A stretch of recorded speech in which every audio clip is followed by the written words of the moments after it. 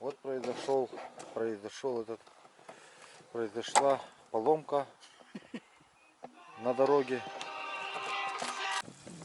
Так, вот такие емкости стоят на пути. И мы заливаем из емкостей воду в РЛО. Вот ребята сейчас тоже залили. Сейчас вот мы там, у нас в емкости вода закончилась в РЛО, то есть, и мы пришлось нам вернуться. Ну вот ребята здесь курсируют, они охраняют вот кромку отжига. Потому что нельзя не допустить, чтобы вся эта выполненная нами работа в течение нескольких дней пошла, как говорится, на смарку. Вот. Но это недостаточно вот емкость, надо вот дальше еще там емкости ставить. Ребята с собой еще воду возят дополнительно в этом бачки. Бачков тоже не хватает. В общем, вот так вот тушим пожары. На все на это, конечно, нужны громадные средства. Ну, это не такие уж и громадные, конечно. Но этих даже денег не выделяют.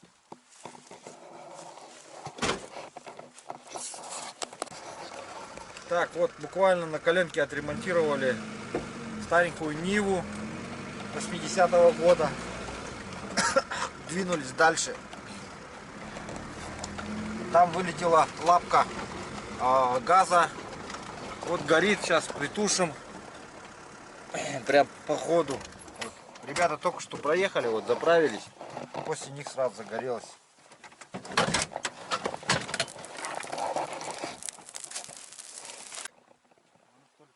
Вот тракторами результат сегодняшней работы. То есть вчера вот то, что ребята делали опашку, сегодня они ее улучшили, как говорится, доработали и содрали весь напощенный покров. Ну, там есть два небольших участка, но это не столь важно по сравнению с тем объемом, который они сегодня сделали. Молодцы ребята, это бахнайские трактористы. Благодарность. Ну и, соответственно, вот получаем вот такой вот замечательную минполосу для отжига. Вот. На случай пожара. Ну, ребята защищали свой дом, свои семьи, свои участки. Поэтому работали, как говорится, не за зарплату, а скорее работали для себя. А не на дядю, на себя. Вот. Вот, посмотрите. И сегодня, в общем, пробили у одного трактора пробил радиатор и вытекло масло. Поэтому у нас остался только Беларусь. Ну, поэтому будем как-то теперь с одним трактором дальше продолжать биться. Вот здесь вот есть такой неудобный участок. Но этот участок, если что, мы отработаем лопатами. Этот участок, думаю, небольшой, удержим. Здесь метров 25 необработанного вот такой вот низинки. Ну, потому что здесь очень много кореньев. Я удивляюсь, как они здесь вообще проехали. Поэтому вот так вот. Это завалы уберем перед отжигом. Ну, я надеюсь, что до отжига дело не дойдет, поэтому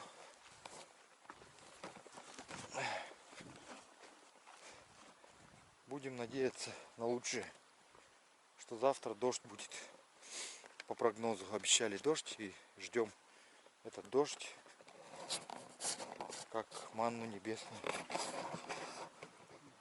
Бедная мышь перебегала дорогу в неположенном месте, поэтому вот ее раздавили. Ну ничего, очень много мышей сгорает в лесных пожарах, птицы, гнезда, насекомые, растения, поэтому эти жертвы вынужденные.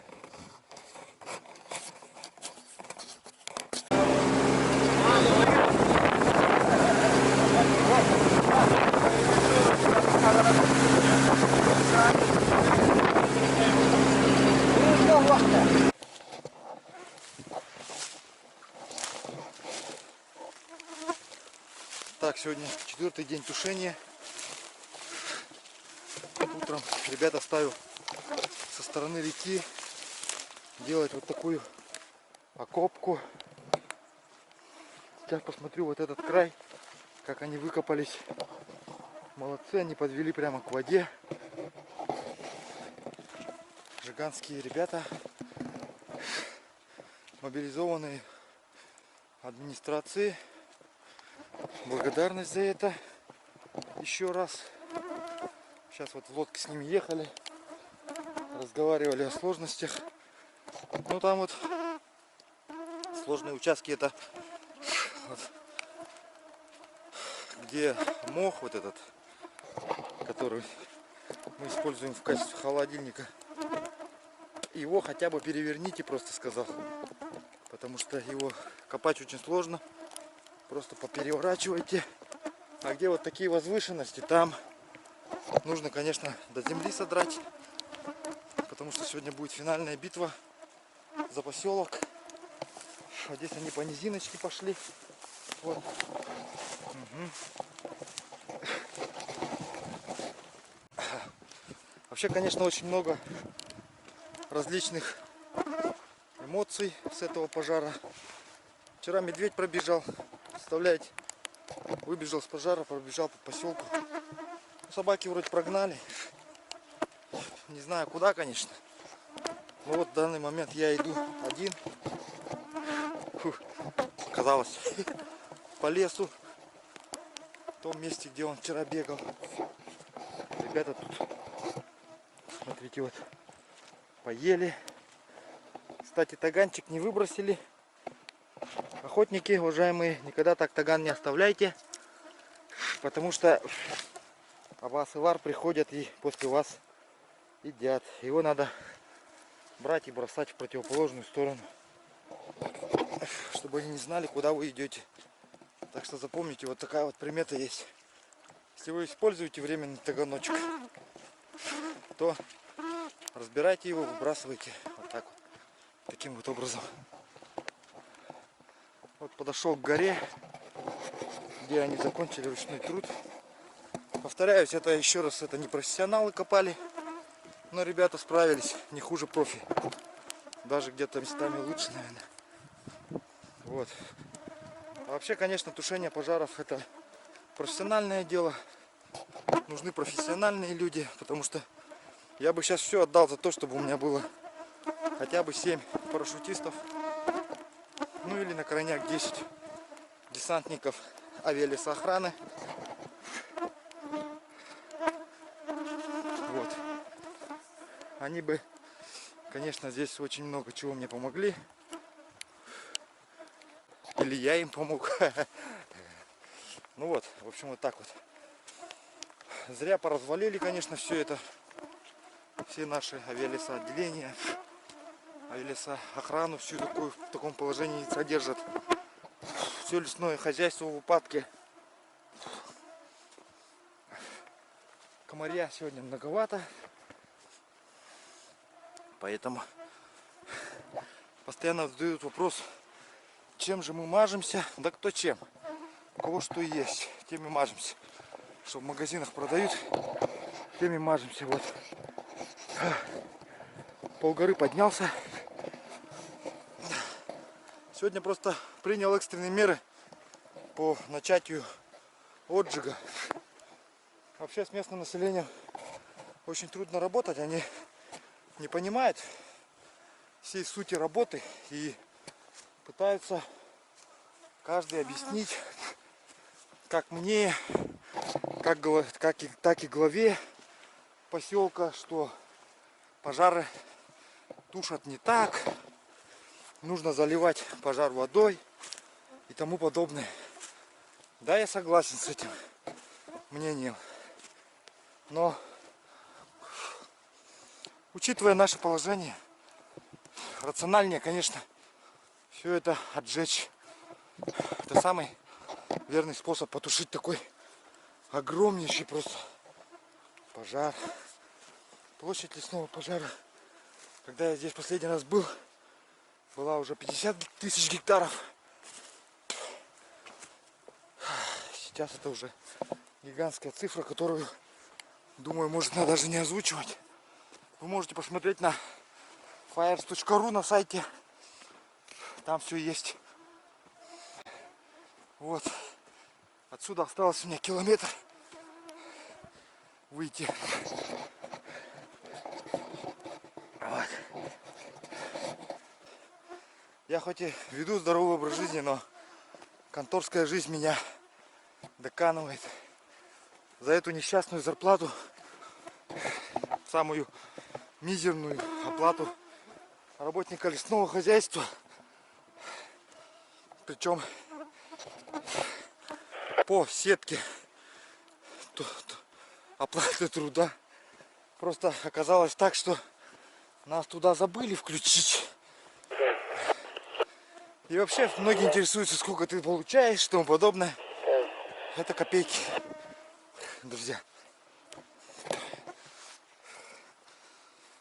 На Западе, где промышляют лесом, говорят, лесники живут круто. Может быть, я верю в это. Но это не про нас. У нас ничего нету, друзья. У нас есть недра, говорят. Но это, говорят, не наши. Это государственные. Вот. И леса мы охраняем государственные, за которые она нам платит зарплату, дескать. Я не знаю, на эту зарплату, в принципе, я один должен жить и содержать полностью, содержать половину ребенка. Вот так получается на свою зарплату. Вот. Короче, вот такая вот система. Живу, как и все обычные люди, как и вы, наверное. Итак, наверное, многие из вас зададутся вопросом, почему одни разговоры в этом ролике. Да потому что, друзья, когда все кругом работают, а ты руководитель тушения крупных лесных пожаров, то я просто по себе знаю, что тебе кажется, что этот тип только и ходит, делает вид, что работает, и не работает. Но на самом деле это не так. Это самая сложная работа. Руководить всем этим неорганизованным процессом, как-то это систематизировать, упорядочить. Поэтому вы не знаете, что это. И прошу вас никогда не думать впредь о руководителях, что они просто так ходят и ничего не делают.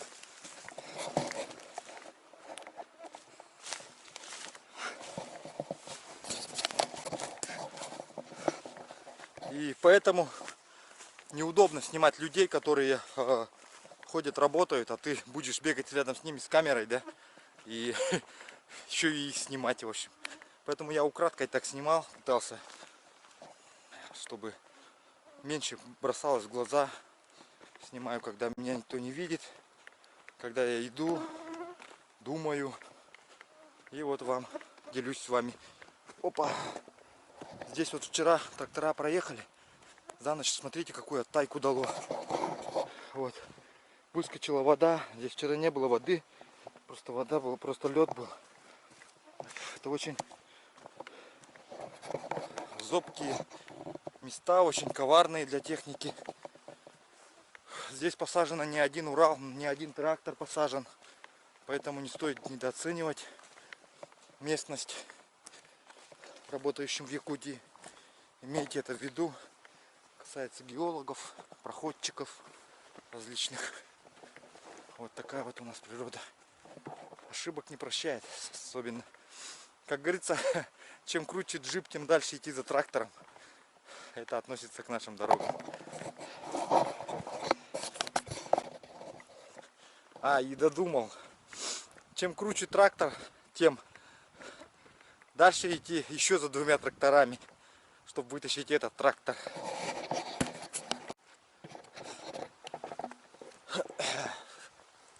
Ну, чтобы было меньше опять ежедневных различных комментариев, будем так сказать, неуместных. Ну, чтобы непоняток у вас не было. Я сейчас сразу все развею, все ваши предположения и тому подобное. Наверное, вы сейчас подумаете, что Вот что ты там про зарплату, да, нам тут втираешь. Наверное, тебе сейчас за этот пожар отвалят как следует. Нет, все намного проще. Я это делаю бесплатно. То есть нам не оплачивают тушение пожаров, потому что мы не обязаны их тушить, не обязаны на них работать. Мы должны, типа, дескать, просто руководить процессом, сидя из конторы, там, не знаю, из штаба какого-нибудь.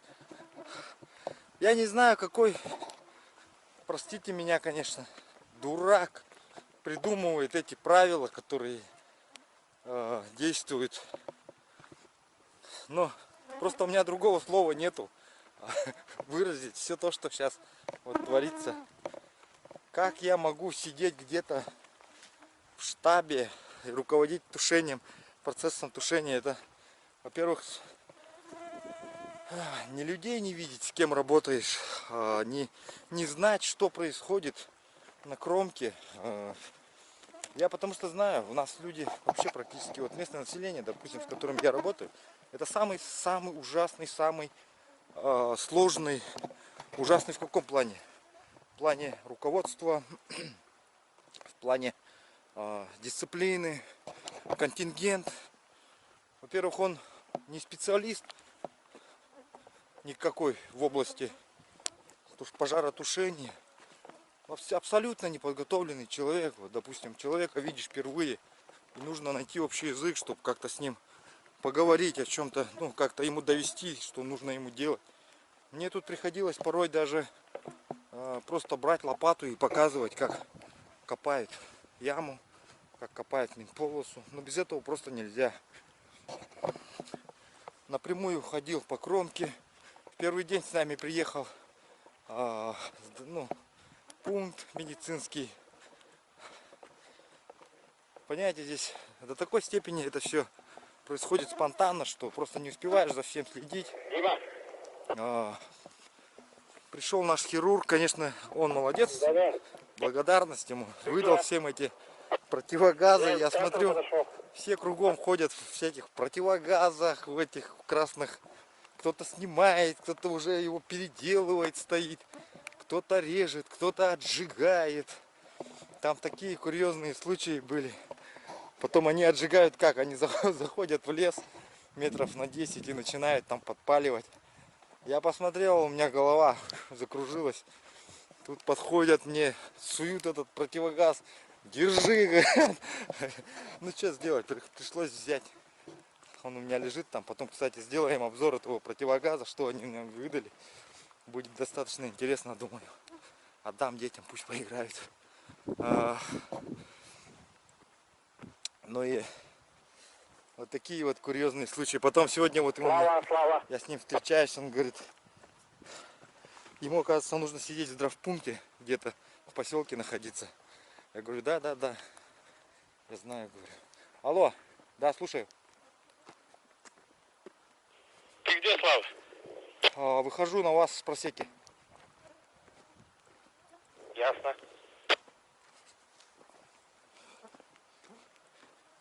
Так, тут у нас уже начинается отжиг сегодня.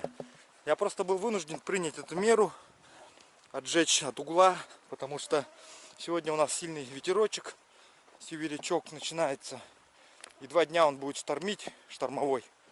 А вот по этой нижней части, очень опасно. Вчера с головой здесь мимо проезжали, смотрели, довольно такой густой участок.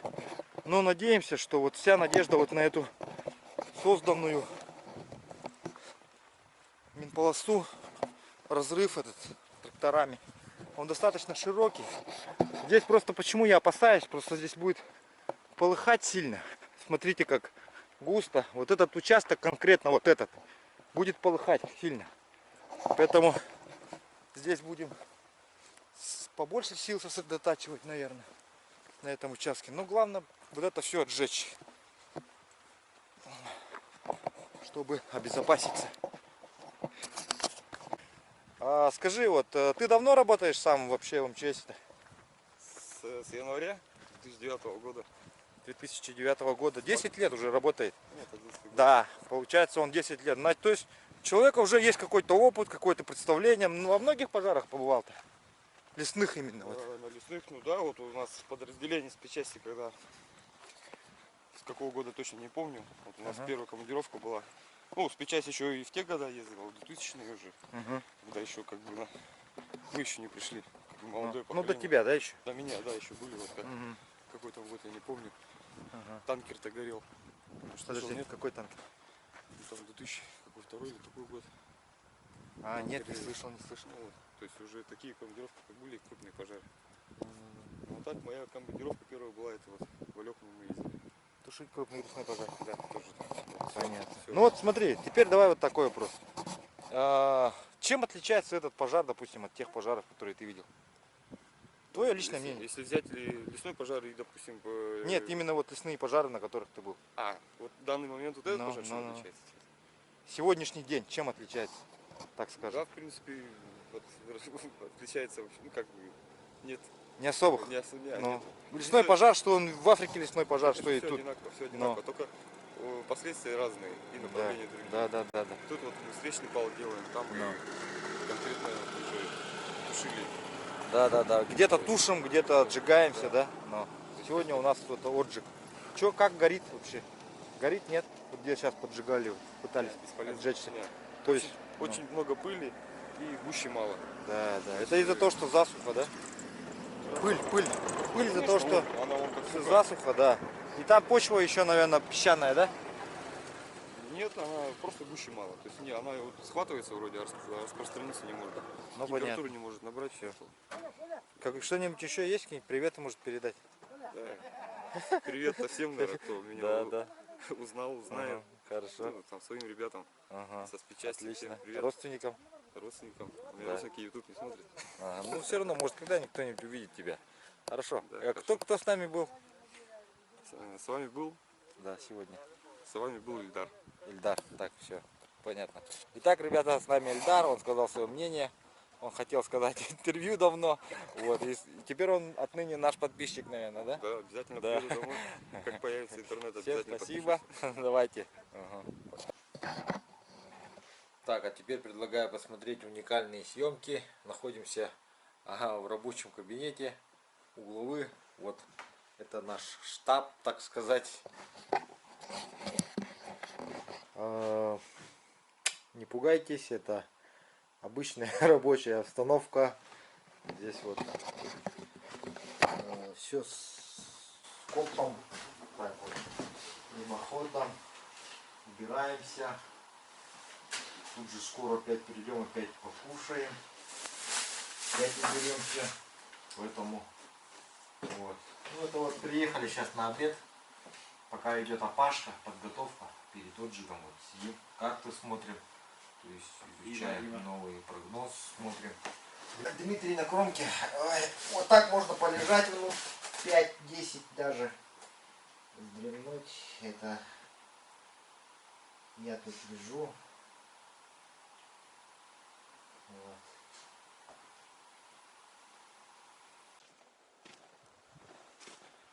Дорога в ад.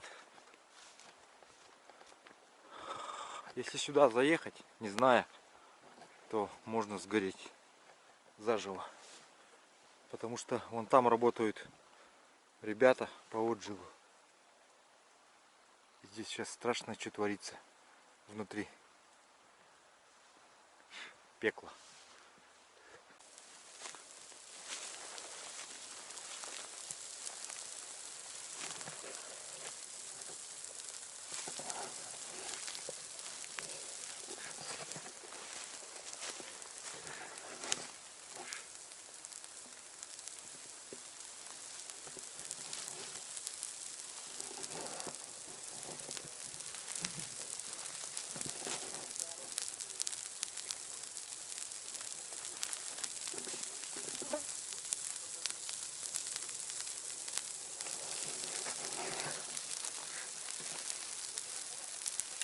Вот Яков наливает отработку, чтобы делать сельхозпал. Этот выжигание, то есть отжиг. Яков, ты ничего не хочешь сказать? Он не играл в пасьянс, это до него кто-то сидел просто за компьютером. И он свернул просто окно, да? А все пишут, как будто он играл в косынку. Вообще он в нее не играл. Вот. Так что так вот, друзья.